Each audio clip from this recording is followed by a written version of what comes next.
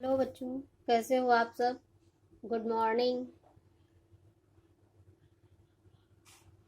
मैंने आप लोगों की जो वाच्य परिवर्तन की क्लास ली थी उसमें वाच्य परिवर्तन का ये वीडियो जो है इसको देख करके आप लोगों को अच्छे से समझना है और इसके नोट्स बनाने हैं।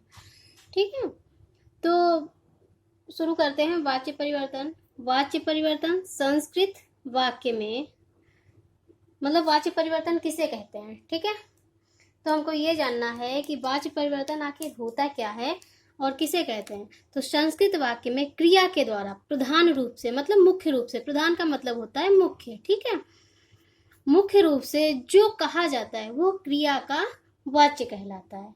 ठीक है, मतलब हमारी जो संस्कृत में किसी भी बात को हम जो कहते हैं वो कहने की विधि जो है ना वो वाच्य है। और एक चीज हम जान लेते हैं, संस्कृत में वाच्य जो है ना 3 प्रकार के होते हैं। कौन कौन से? कर्मवाच्य, कर्मवाच्य, कर्तृवाच्य, भाववाच्य। ठीक है, कर्तृवाच्य, कर्मवाच्य, भाववाच्य। नंबर 1 कर्तृवाच्य, नंबर 2 कर्मवाच्य, नंबर 3 भाववाच्य। कर्तृवाच्य क्या है? कर्ता मुख्य होता है और क्रिया कर्ता के अनुसार होगी। ठीक है, कर्मवाच्य में कर्म मुख्य होगा। क्या? कर्म मुख्य होता है। ठीक है, और भाववाच्य में भाव की प्रधानता होती है, भाव प्रधान होगा। ये कर्म से रहित होगा, मतलब कर्म नहीं होगा। ठीक है, कर्म नहीं होगा, उसको हम कहते हैं भाववाच्य। तो संस्कृत में क्रियाएं भी 2 प्रकार की होती हैं। मतलब हमने यहाँ पे हम क्रिया क्रिया तो कह रहे हैं, लेकिन क्रिया क्या होती है? हमने ये क्रिया तो कहा हमने, ठीक है, हमने ये क्रिया तो कह रहे हैं, लेकिन क्रिया होती क्या है, क्रिया कितने प्रकार की होती है ये भी तो जानना है ना। तो संस्कृत में क्रियाएं 2 प्रकार की होती हैं। एक होती है सकर्मक, मतलब धातु, सकर्मक धातु में कर्म की जब प्रधानता होती है तब कर्मवाच्य बनता है। मतलब क्या है कि सकर्मक में कर्म रहता है। ठीक है, कर्म हमेशा होगा। इसमें सकर्मक में धातुएं भी आती हैं, पठ है, गम है। ठीक है, ये जो है ना ये सकर्मक धातुएं हैं जो है ना। और अकर्मक, अकर्मक धातु में भाव की प्रधानता होती है। भाव की प्रधानता होने पर भाववाच्य होता है। इसमें अकर्मक धातु होती हैं, जैसे हस है, जैसे हस है, नृत है। ठीक है, श्वप है, श्वप धातु। ठीक है, ये अकर्मक धातुएं हैं। तो सकर्मक धातुओं के रूप 2 वाच्यों में होते हैं। जब सकर्मक जो धातुएं होंगी, ये पट होगी, गम होगी, ठीक है, और भी बहुत सारी धातुएं हैं, मैं अभी बताऊंगी। वो सकर्मक धातुओं के रूप 2 वाच्यों में होते हैं। एक तो कर्तृवाच्य होगा, कर्तृवाच्य मतलब ये होता है साधारण वाक्य। ठीक है, कर्तृवाच्य को हम कहते हैं साधारण वाक्य। और कर्मवाच्य होगा, मतलब ये परिवर्तन होगा वाक्य का। ठीक है, ये परिवर्तन हो जाएगा ये कर्मवाच्य। तो अकर्मक जो है ना, ये अकर्मक धातुओं के रूप भी 2 वाच्यों में होते हैं। एक तो कर्तृवाच्य होता है वही साधारण वाच्य, और भाववाच्य जो कर्म से रहित होता है। फिर कहते हैं कि कर्मवाच्य, फिर क्या है कि कहते हैं कर्मवाच्य और भाववाच्य की क्रिया बनाने में प्रत्येक धातु के अंत में या केवल लट लकार का मतलब होता है वर्तमान काल, लोट लकार आज्ञार्थक, विधिलिंग लकार का अर्थ होता है चाहिए के अर्थ में जोड़ा जाता है। मतलब प्रत्येक धातु के अंत में या केवल लट, लोट और विधिलिंग लकार में जोड़ा जाता है। ठीक है, मतलब जब भी हम कर्मवाच्य और भाववाच्य बनाएंगे तो हमारी जो धातु रहेगी, जैसे पठति हमारी धातु है, पठति हमारी धातु है, तो हम इसको जब कर्मवाच्य या भाववाच्य बनाएंगे तो ये हमारा हो जाएगा पठ्यते। ठीक है, ये हमने या जोड़ दिया। ठीक है, कुछ आगे भी है, देख लो। कर्मवाच्य तथा भाववाच्य में केवल आत्मीय पद की विभक्तियां लगती हैं। पठ धातु है, लट लकार वर्तमान काल के योग में है। इसका देखते हैं, हमने कहा था ना या लगेगा, तो इसका रूप पहले तो ये साधारण रूप से तो चलता है पठति, पठता। ठीक है, पठंति, ये हो गया प्रथम पुरुष का, ये प्रथम पुरुष का है। ठीक है, ये प्रथम पुरुष का है, पठति पठता पठंती। और इसको जब हम पठति पठता पठंती के बीच में या जोड़ेंगे तो हो जाएगा पठ्यते, पठ्यते, पठ्यन्ते, पठ्य से, पठ्ये थे, पठ्यध्वे, पठ्ये, पठ्यावहे, पठ्यामहे। ठीक है, लोट लकार ये है आज्ञार्थक। मतलब आज्ञा देने के अर्थ में तुम जाओ, तुम खाओ, तुम पढ़ो, ठीक है। किसी को मतलब आदेशात्मक रूप से हम कुछ कहते हैं ना उसको करने को, तो उसको हम कहते हैं लोट लकार का प्रयोग करते हैं उसमें। तो इसका क्या हुआ, प्रथम पुरुष में बनेगा पठ्यताम, पठ्येताम, पठ्यंताम, पठ्यश्व, पठ्येथाम, पठ्यध्वम, पठ्यै, पठ्यावहाई, पठ्यामहाई। ठीक है, इनको सबको ये लकार जानना आपको इसलिए आवश्यक है क्योंकि लकारों के बगैर आप लोग ना ही तो अनुवाद कर पाओगे और ना ही तो ये कर्मवाच्य, भाववाच्य वगैरह भी परिवर्तित नहीं कर पाओगे। ठीक है, ये परिवर्तन के लिए आपको जरूरी है कि आपको धातुएं और शब्द रूपों का ज्ञान होना चाहिए कि कहाँ पे प्रथम पुरुष प्रयोग हो रहा है, कहाँ पे प्रथमा विभक्ति प्रयोग हो रही है, कहाँ पे प्रथमा विभक्ति का तृतीया विभक्ति में बदल रहा है कर्ता। तो इसलिए आपको शब्द रूप और धातु रूप का ज्ञान होना ही चाहिए। फिर आते हैं लंग लकार। लंग लकार जो है ना, ये भूतकाल के योग में आता है। वैसे तो भूतकाल के लिए 3 लकार प्रयोग होती हैं, लेकिन सामान्य रूप से हम लंग लकार का ही प्रयोग करते हैं। ठीक है, तो ये होता है अनद्यतन भूत होता है, अनद्यतन भूतकाल। अनद्यतन का मतलब होता है जो अभी अभी मतलब कुछ कोई कार्य हो चुका है। ठीक है, अनद्यतन का मतलब होता है अभी, मतलब कुछ समय पहले का। ठीक है, कुछ समय पहले। अनद्यतन का मतलब यही होता है बस। तो ठीक है, इसका देखते हैं। लंग लकार का चलता है अपठ्यत, अपठ्येताम, अपठ्यंत, अपठ्यथाह, अपठ्येथाम, अपठ्यध्वम, अपठ्ये, अपठ्यावहि, अपठ्यामहि। ठीक है, इसी प्रकार से विधिलिंग लकार का चलेगा। विधिलिंग लकार होता है चाहिए के अर्थ में, मतलब तुमको पढ़ना चाहिए, भोजन करना चाहिए।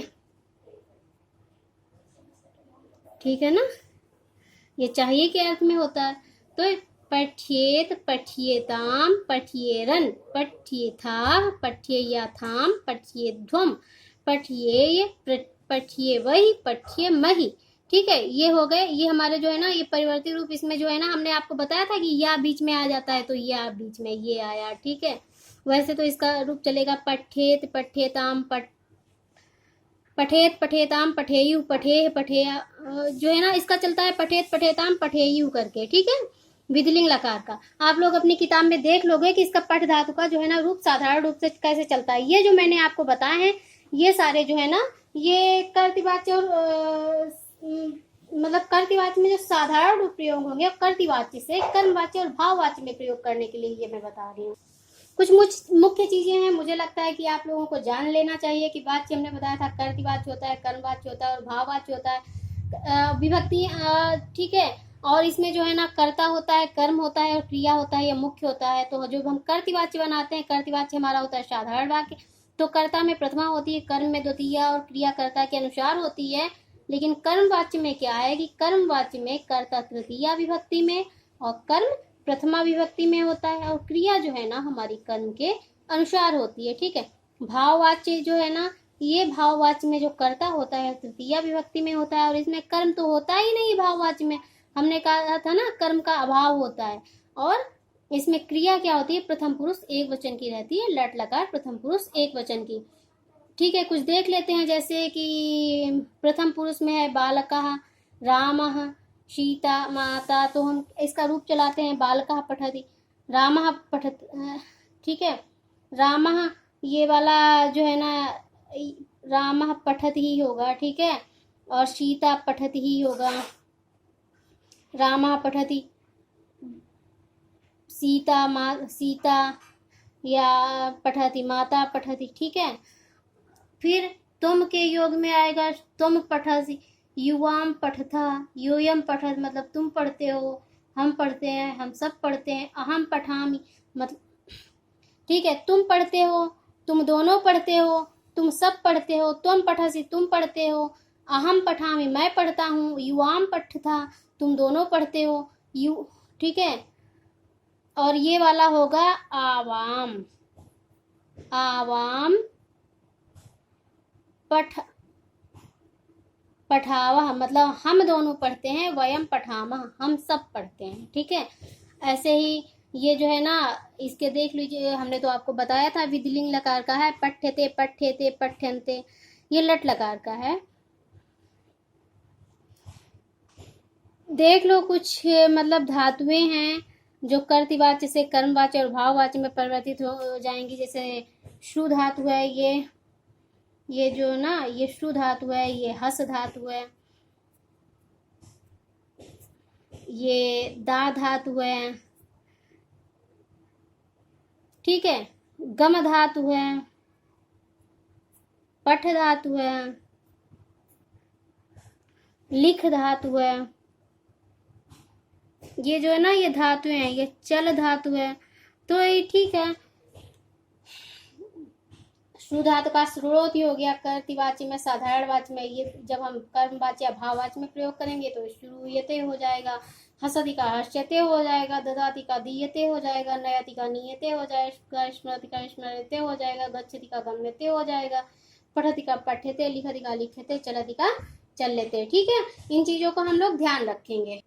हमने आपको बताया कि मतलब कर्मवाच्य और भाववाच्य कैसे बनाते हैं, तो वो एक बार फिर से बता रहे हैं कि मूल धातु में या जोड़कर आपने पद में धातु रूप बनाते हैं। ऐसी धातु जिसके नीचे अनुदात्त चिन्ह, नीचे मतलब आड़ी रेखा, ठीक है, ऐसी वाली, ठीक है, जैसे का है इसके नीचे ये वाली रेखा हो, ठीक है, आड़ी रेखा होगा, वो अंग्या, जैसे ये इत संज्ञा हुई हो तो उसे आत्मनेपदी धातु कहा जाता है।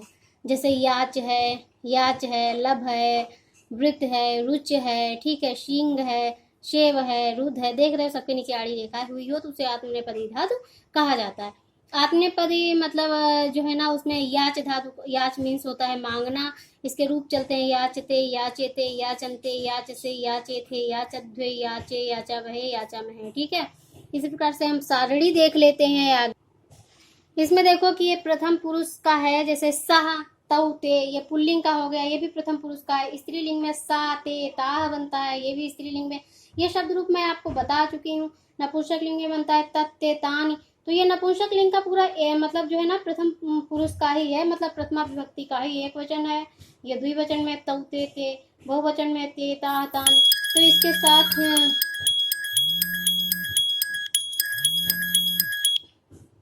इसके साथ प्रयोग होगा ना पठति, पठता, पठन्ति, ठीक है। जैसे सह पठति, सा पठति, तत् पठति, ठीक है। तत् तो नहीं होगा क्योंकि ये नपुंसक लिंग है, तो नपुंसक लिंग में पढ़ने का कोई काम कर ही नहीं सकता है, ठीक है। तौ पठता, ते पठता, मतलब वो दोनों पढ़ते हैं।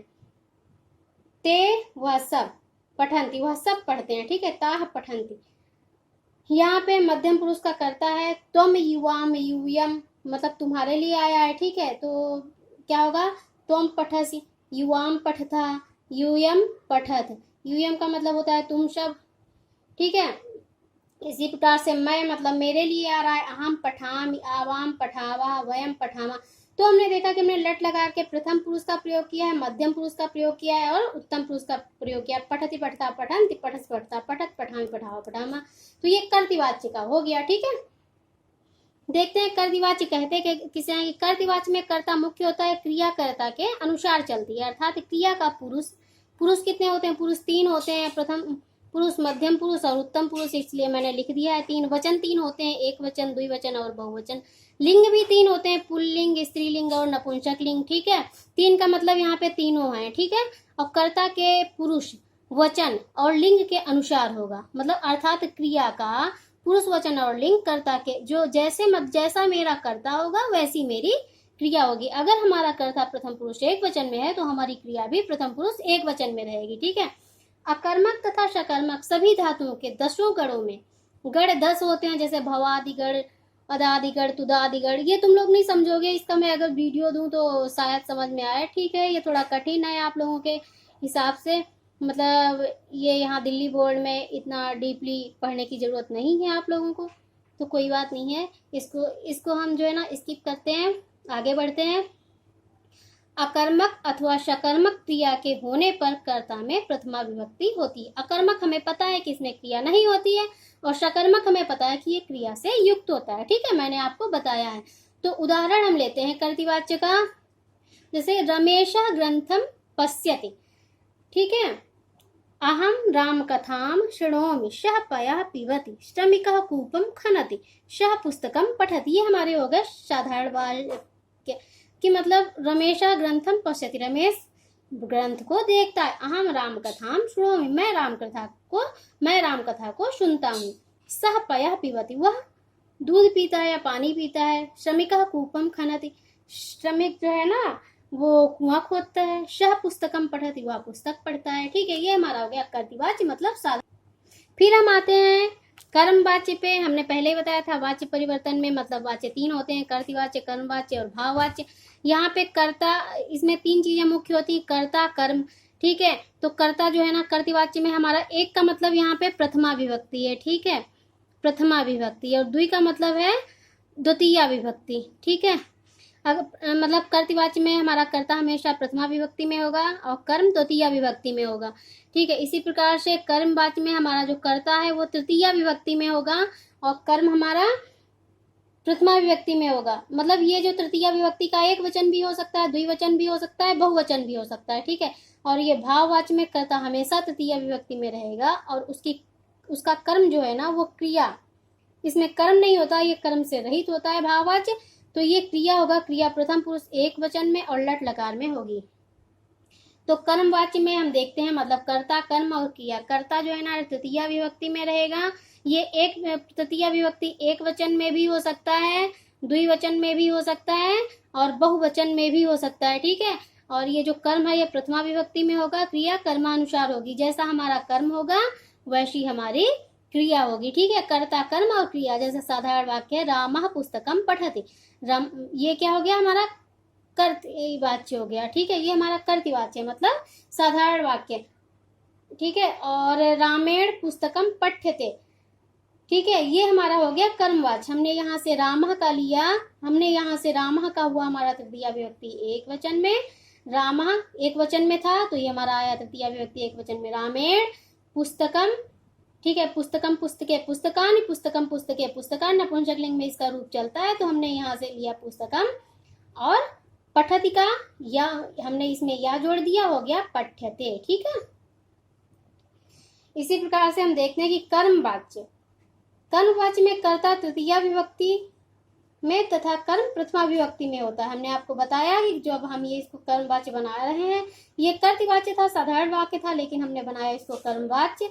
तो ये बना रामेण, मतलब तृतीय विभक्ति में हमारा कर्ता हो गया, कर्ता तृतीय विभक्ति में। ठीक है, तो हमारा कर्ता ये हो गया, हमारा जो कर्ता है ना ये हो गया तृतीय विभक्ति में, तथा कर्म, ये कर्म हमारा है जो प्रथमा विभक्ति में होता है। ठीक है,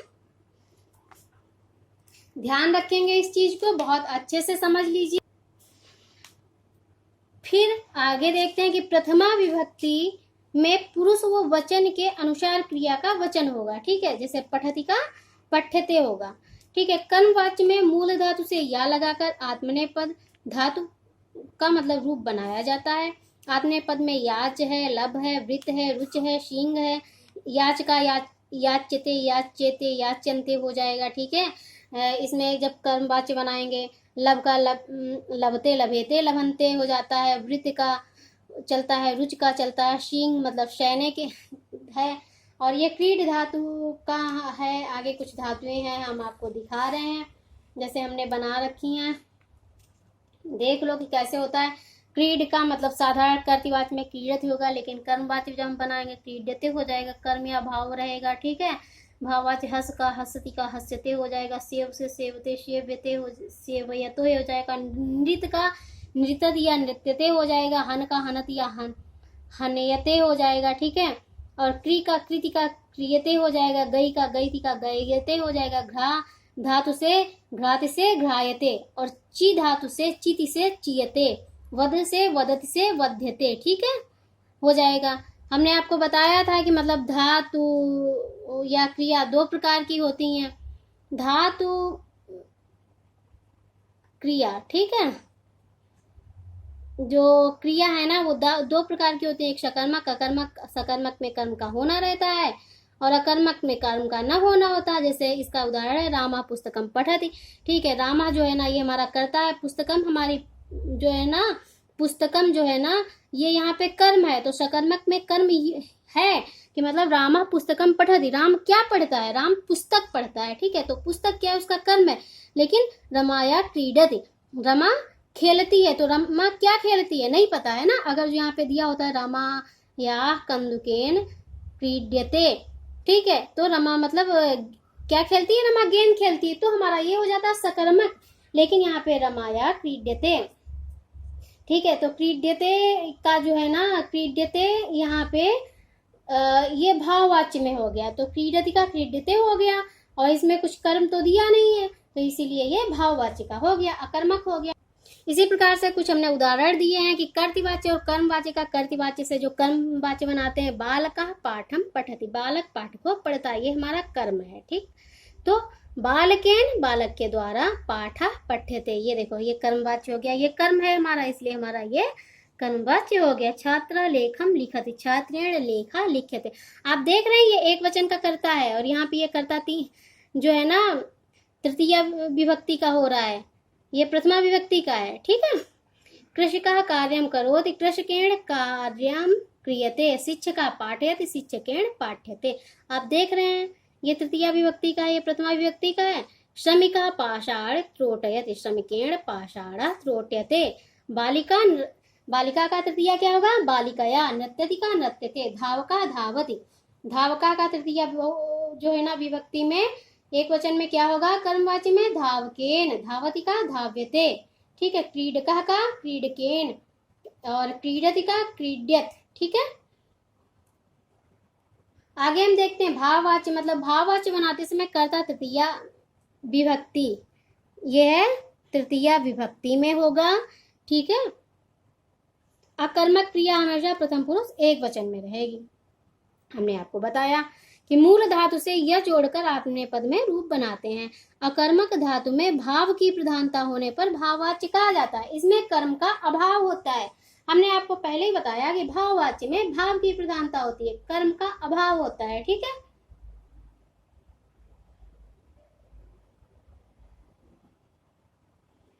तो अक्त, तव्य, अनियर, यत प्रत्यय भाववाच्य में होते हैं। इन प्रत्यांत पदों के प्रयोग में नपुंसकलिंग एक वचन का प्रयोग होता है। ये थोड़ा मतलब कठिन टाइप का है, आप लोगों के लेवल का नहीं है, तो इसको हम स्किप करते हैं, आगे बढ़ते हैं। हम देखते हैं भाववाच्य के उदाहरण।